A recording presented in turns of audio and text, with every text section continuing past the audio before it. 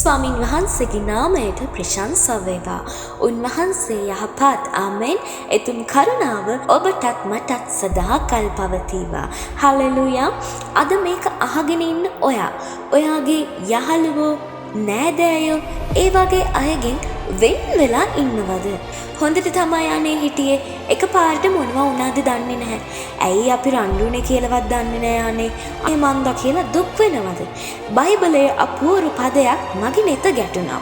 උත්පත්ති පළමුවන පරිච්ඡේදයේ 3 සහ 4 වන පදවල ස්වාමින් වහන්සේගේ මැවීමක් මේ ලෙස සඳහන් වෙනවා.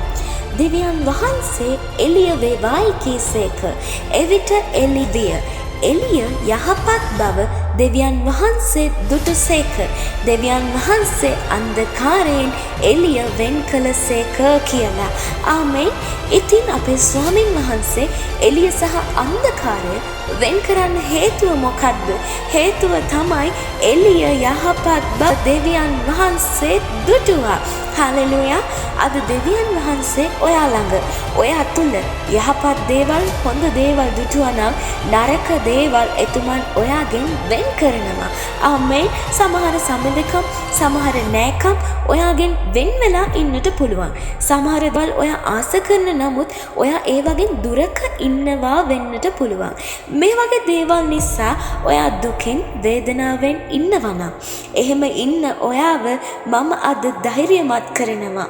සමහර වෙලාවට ස්වාමින් වහන්සේ ඔයා තුල යහපත දුටුවා නම් ඔයා වටේ තියෙන අයහපත් දේ, නරක දේ තුලින් ස්වාමින් වහන්සේ ඔයාව වෙන් කරනවා. හලෙලූයා. සමහර වෙන් කිරීම අහසත් පොළවත් මැව්වා වූ අපගේ සර්ව බලධාරී සේනාවල ස්වාමින් වහන්සේගේම මැවීම කොටසක්. ස්වාමින් වහන්සේගේ දිව්‍යමය කරුණාව ඔබටත් මටත් සදාකල් පවතිවා. ආමෙන්. ආමෙන්.